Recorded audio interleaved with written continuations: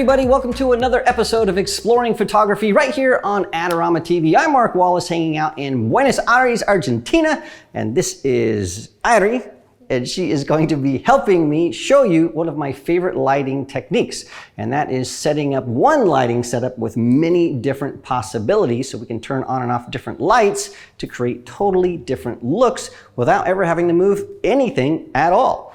And so without further ado, let's dive right in. The key to this lighting setup is a lot of different options. So we're going to go through this sideways so you can see what's happening here. So my camera is on a tripod. It's pretty much going to stay center. We're not going to do too much with that. But the reason for that is what we have right here. So I have these two boom arms and I have two different light setups. So let's start with the top one here. This is a Profoto B2 and it's got no light modifiers on it at all. So we can shoot with just that. And it's a small light, so we're gonna have hard light. But because of the position of this light, Ari has very, very strong cheekbones. And so we're gonna get this really dramatic low-key look that's beautiful. We could just shoot with that and nothing else. But to give us some options, we have this softbox right here. And it's a pretty big softbox. So this is gonna be bringing a bunch of light to fill in some of these really hard shadows that we get from this. That's gonna give us our second look. We might even turn off this key light and only use that with some other things to create a more, I don't know, campfire-y look. Something you wouldn't do, but we can break the rules in this lighting setup, which is really cool. So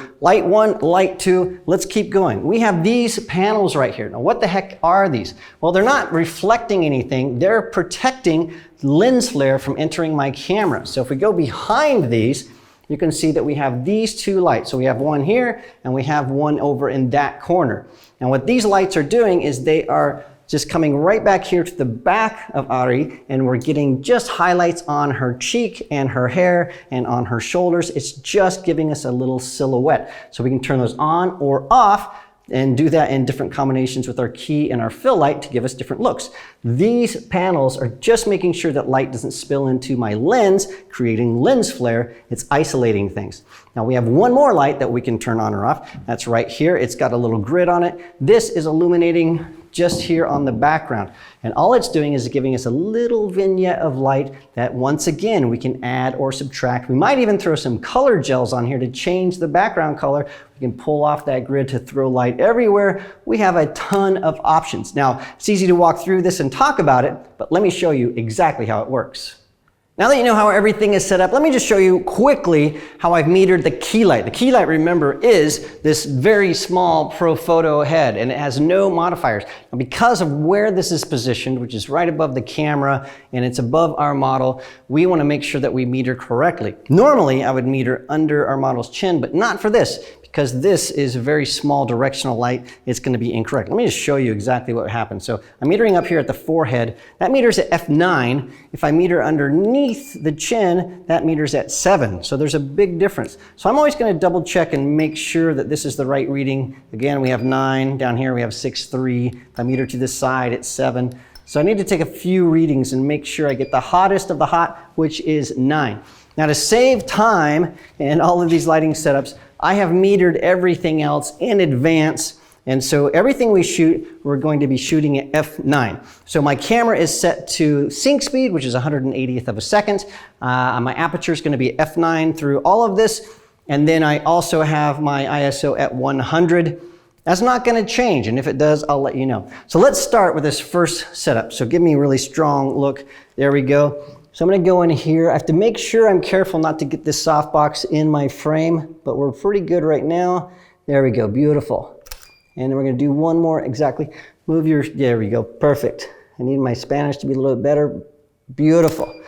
Okay, now we just look at these very, very first two images. You can see that they're really high contrast. They look wonderful. We're going to shoot a little bit more of these a little bit later on, but you can see with just this one light, we have a lot of options. It's sculpting out his cheekbones. It looks wonderful. So the next thing I want to do is we're going to add in some fill. So I'm going to take off my Profoto remote. I'm going to change my Profoto so that it is in slave mode, and I'm going to this Godox transmitter. So when I fire that, it's firing this second light right here.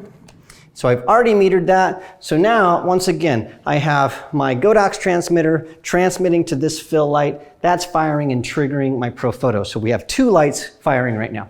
Now when I metered this, I kept it at f9 But what I did was I wanted to make sure I overexposed this fill light just a little bit, and you'll see why right now.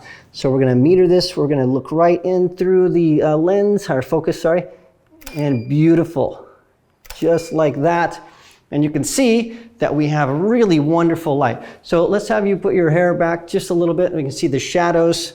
So we're gonna do this one more time. Beautiful, just like that. Excellent.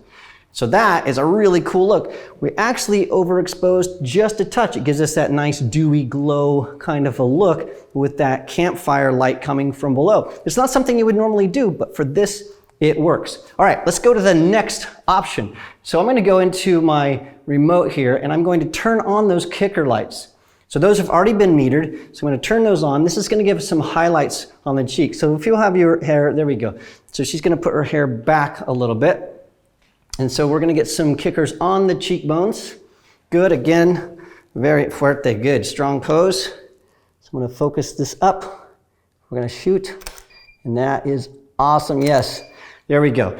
That is so cool. So now we have a really high key look with some highlights.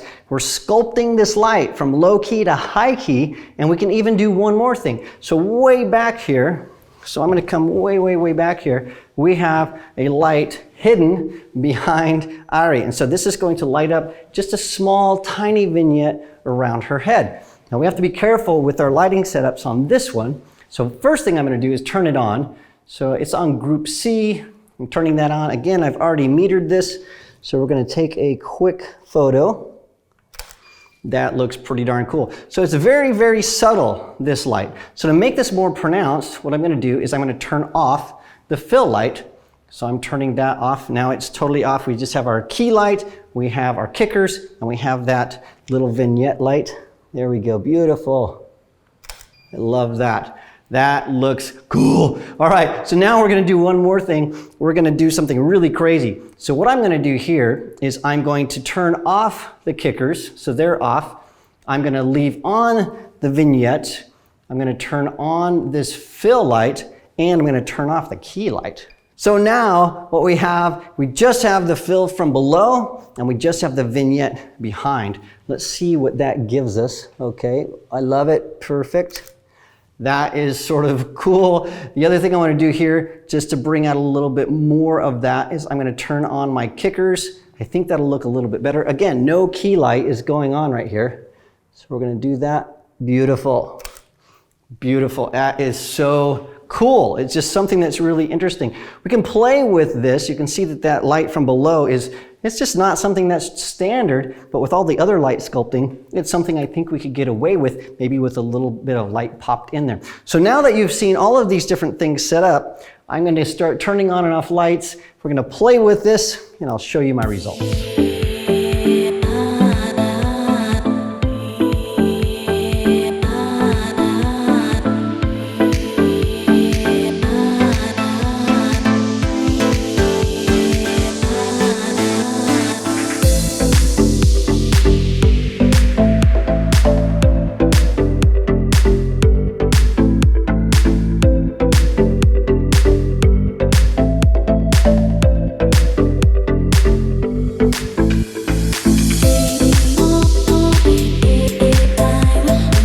That's all there is to it. One lighting setup that has many different uses. I love the different pictures we got. We got some high key, low key, everything in between. We never did anything but just turn on and off lights and change some of the settings. You can do this in your own studio. My suggestion is find what works for you and then play with that, add and subtract and do some things until you get a system that looks like this, so you can do one setup and create a lot of different looks in a short amount of time. Your clients will love you. You'll make more money because you'll have more time to spend on other clients. It's all good. Well, thanks so much for joining me. You can follow me on Instagram and watch all my travels around the world and behind the scenes from making videos. You can follow Ari on Instagram. I have included a link to her Instagram account in the description of this video. And also, make sure you subscribe to Adorama TV. We're uploading content every single day. You want to make sure you don't miss any of that because it's free. And also, turn on the bell so you don't miss a single thing. Thanks again, and I will see you next time.